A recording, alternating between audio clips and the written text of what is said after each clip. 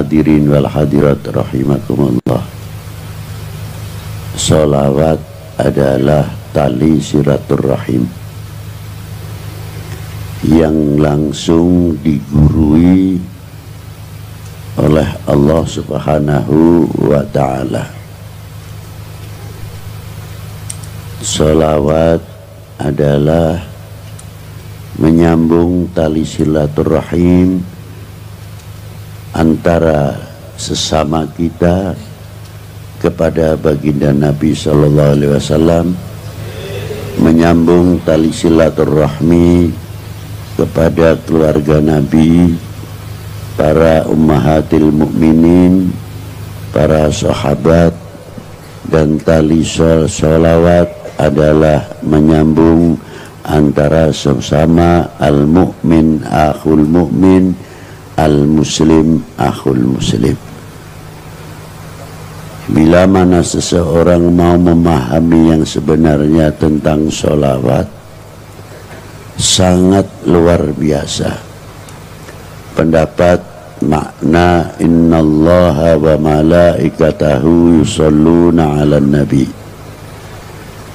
Sholawatnya Allah Ta'ala kepada baginda Nabi diterangkan oleh Ibnu Hajar, Wadil Ayat, dan tokoh-tokoh ulama pendahulu.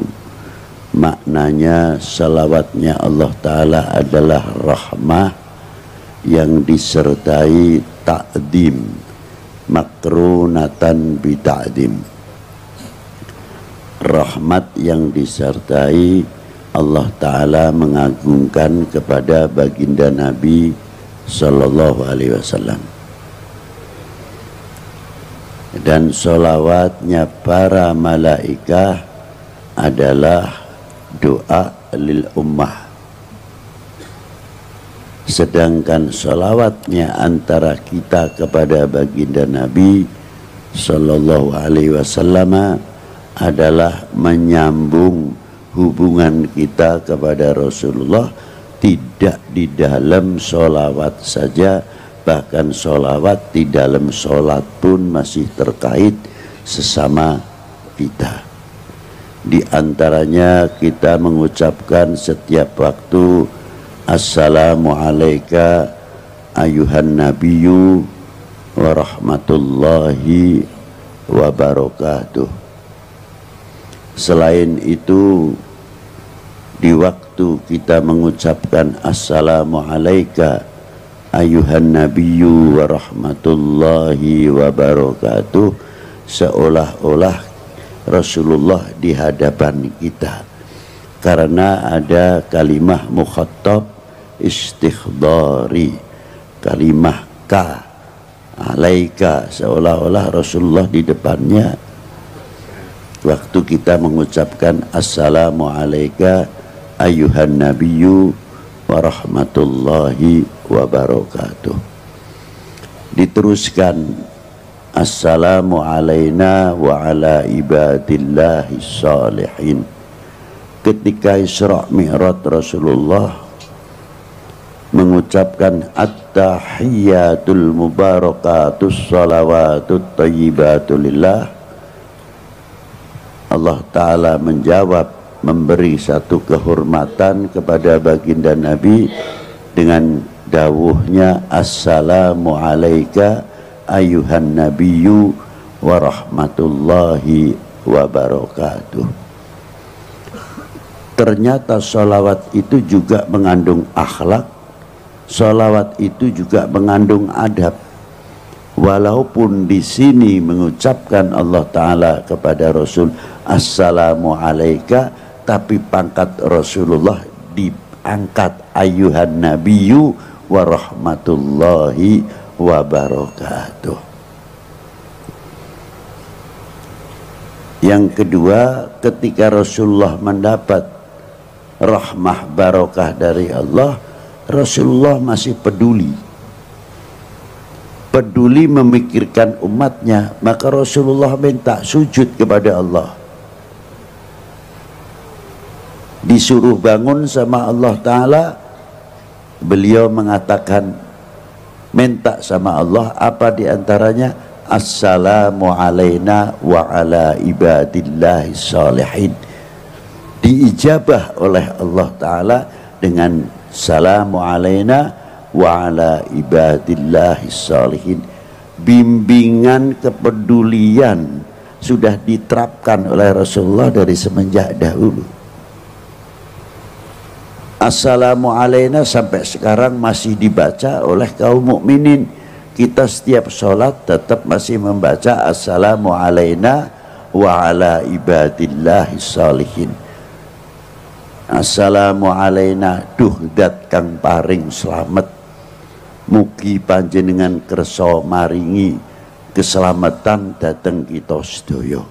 Lu hebat ya. Wa ala ibadillahi salihin kok dipisah. Donge assalamu alaina pun dados lafal jamak niku. Tapi bagaimana Rasulullah mengangkat seseorang atau kelompok atau jamaah orang-orang yang soleh, penghargaan tersendiri di sini, assalamu alaina wa ala ibadillahi sholihin. Padahal kalimah assalamu alaina sudah jamak. Nah sekarang kita bagaimana cara mengucapkan assalamu alaina wa ala ibadillahi sholihin, sejauh mana kita kepedulian terhadap sesama muslim. Al mu'min akhul mu'min, al muslim akhul muslim. Kalau mengerti makna assalamu alaina wa ala ibadillahi sholihin, insya Allah sesama kita itu tidak akan saling mencemooh atau saling mencaci atau saling menfitnah dan lain sebagainya. Karena apa? Kita selalu mengucapkan assalamu alaina wa ala ibadillahi sholihin. Itulah bersambung hubungan al-ukhuwah ini. Maka pentingnya salawat, kata Al-Imam Al-Qadil Iyad ataupun Ibnu Hajar di dalam memaknai Allahumma salli ala Sayyidina Muhammad wa ala ali Sayyidina Muhammad. Makna wa ala ali bukan untuk keluarga saja, tapi di dalam maqamati doa wa ala ali ay ummah Sayyidina Muhammad sallallahu alaihi wasallam. Jadi kalau kita membaca wa ala ali, semua umat masuk di dalam kalimah wa ala ali Sayyidina Muhammad. Konsekuensinya sekarang yang penting. Kalau Rasulullah sudah mendoakan begitu luas dengan sholawat, hadits sholawat itu banyak sekali, ratusan. Di dalam kitab Sa'adatud Darain, as-sholat ala sayyidil kaunain. Maka kita selaku umat Sayyidina Muhammad, bagian mengucapkan terima kasih kepada Rasulullah adalah dengan membaca sholawat. Mengapa sejauh itu? Apakah Rasulullah memerlukan rahmat dari kita? Ini sebabnya tidak. Walaupun itu doa, Rasulullah sudah kaya rahmat dari Allah Subhanahu wa ta'ala. Tapi mengapa kita masih mendoakan kepada Rasulullah dengan selawat? Artinya itu balik ke kita semuanya. Jadi orang yang membaca sholawat silaturahmi kepada Rasulullah, tapi hikmahnya sholawat kembali kepada penjelawat itu sendiri. Itu hebatnya sholawat kepada baginda Nabi Sallallahu Alaihi Wasallam. Yang kedua, mengucapkan terima kasih. Terima kasih kepada Rasulullah, apa diantaranya? Kita tahu iman Islam dari mana? Kalau tidak menjadi umatnya Rasulullah SAW. Dan ketika kita menjadi umatnya Rasulullah, karena tahu kita beriman dengan lahirnya Rasulullah SAW. Sehingga kita bisa membedakan mana yang hak dan mana yang batil, mana yang halal dan mana yang haram, dan mana yang makruh subhat, dan lain sebagainya. Tanpa sebab kita mengenal Rasulullah, mana mungkin kita kenal semuanya itu. Dengan sebab kita kenal sama Rasulullah, kita ngerti taat kepada Allah, taat kepada Rasulnya, taat kepada kedua orang tua, taat kepada pemerintahnya, taat kepada negaranya, dan mengerti hubul waton minal iman. Dan kita mengerti atiullah wa atiur rasul wa ulil amri minkum. Sampai kita mengerti ala inna auliya Allah la khaufun alaihim wa lahum yahzanun alladzina amanu wa kanu yattaqun. Innama yahsyallahu min ibadihil ulama. Sebab kita kenal kepada baginda Nabi sallallahu alaihi wasallam. Nah, sejauh mana kita ngerti terima kasih? Tidak cukup kepada Rasulullah SAW saja, karena kita kenal iman wal Islam sebab turun temurun, artinya dibawa oleh para pewaris Nabi SAW. Maka pantas Gus Miftah tadi mengatakan dalam hadis yang paling berbahaya, saya paling takut mendengar hadis itu.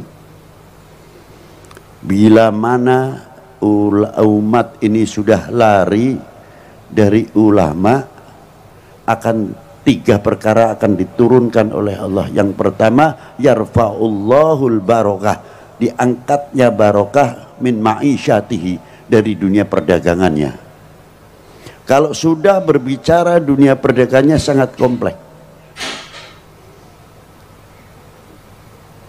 Karena apa sekarang mudah dipecah belah menjadi umat?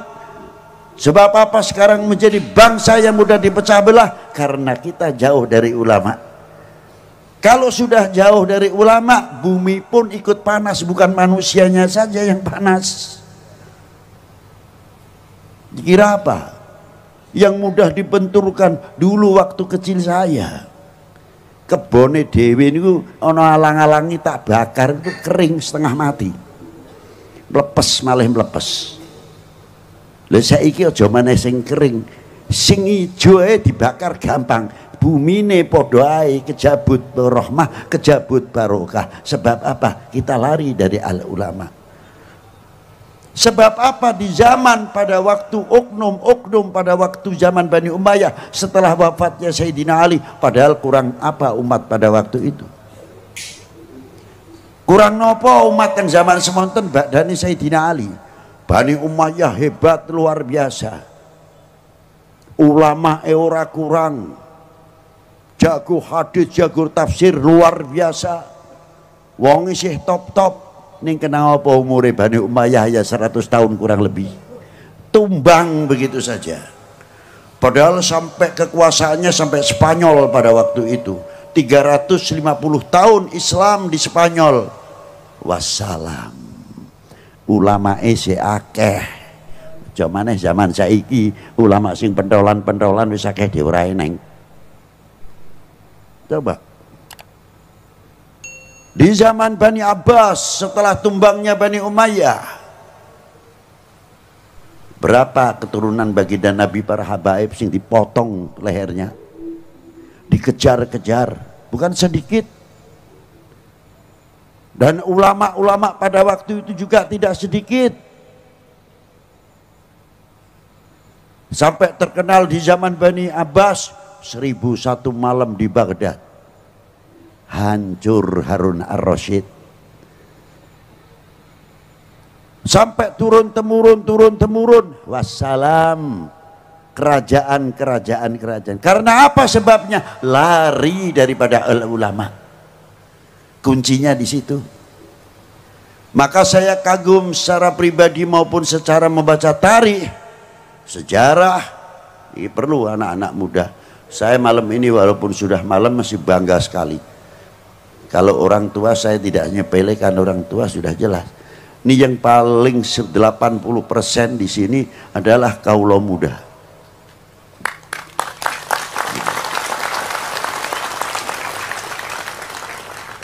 Kebanggaan saya satu. Karena yakin kelak di pundak kalian yang akan menjawab tantangan umat dan tantangan bangsa ke depan.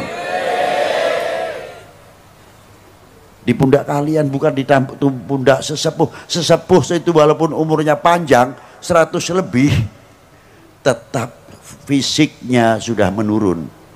Tapi kalian yang harapan kami semuanya untuk ke depan, untuk memajukan umat ini, untuk memajukan bangsa ini. Apalagi kalau kita ceritakan berkoh. Wah, arane aneh kok berkoh ya. Apa? Berokah niku barokah karepe ngono lho. Muga-muga dadi desa sing barokah, barakatus sholawat. Allahumma amin. Itulah nanti saya singgung berkah ono apa misal kuat melek. Terus ulama-ulama itu karena beliau-beliau pada waktu itu sampai dari Spanyolnya Bani Abbas, oknum-oknumnya tumbang semuanya. Kurang apa? Maka ulama-ulama dari ahli baitin Nabi sallallahu alaihi wasallam diantaranya dan ulama-ulama yang lain wis mlebu ring Indonesia. Bahkan ada Sultan Mahmud yang dimakamkan di Tanjung, daerah Barus, sedo pada tahun 768 Masehi. Berarti Bu, ning zaman Sayyidina Ali sudah ada yang masuk ke Indonesia. Para luar biasa nih ke Indonesia. Loh, kita mesti ini bangga itu. Tanjung itu mana? Di Tapanuli, dekat. Makamnya di atas Ngungkuli Manjati Murio.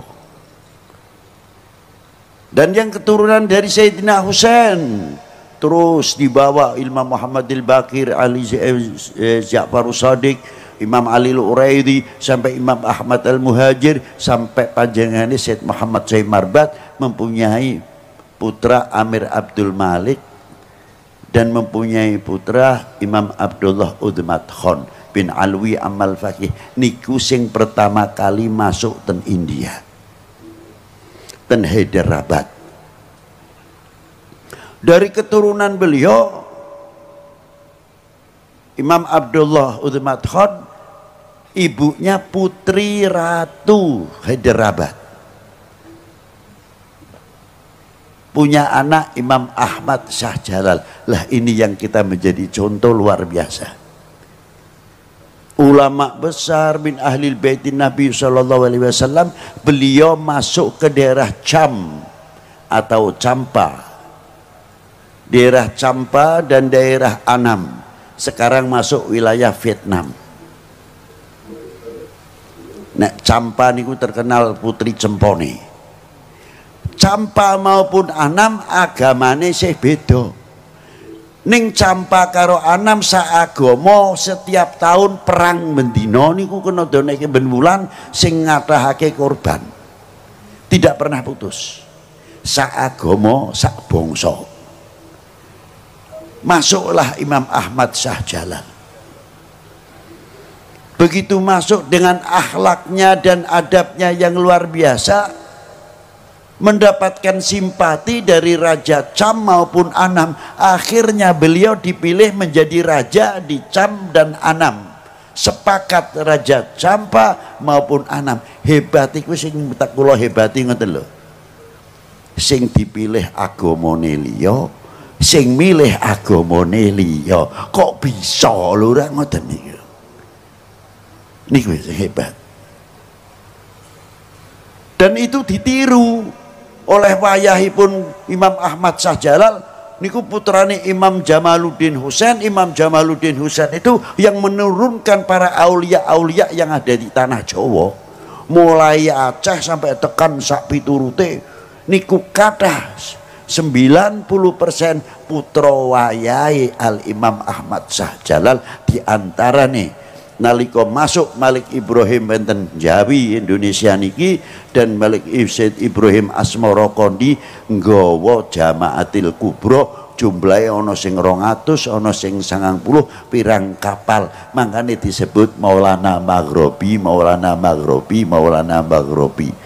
Dutunungan Maulana Maghribi kene tekene, kene kuburane kopiahe, ini kuburannya sandale. Boten, Maulana Maghribi bukan telapaan tapi asli kuburan. Karena jamaah yang ada di Indonesia ini lebih 400 ulama Al-Maghribi. Saking Sadatil Hasan Awil Husaini. Lah niku. Dadi ono sing nang Bisma, ono sing Pekalongan Dewe, Paninggaran dan sebagainya. Siapa beliau? Min ahli baitin Nabi sallallahu alaihi wasallam. Dados pagere tanah Jawa khususnya lan Indonesia pada umumnya pagere setiap per kilometer dan pantai utara niki terutama selatan apa malih ora lepas kuburan wali siji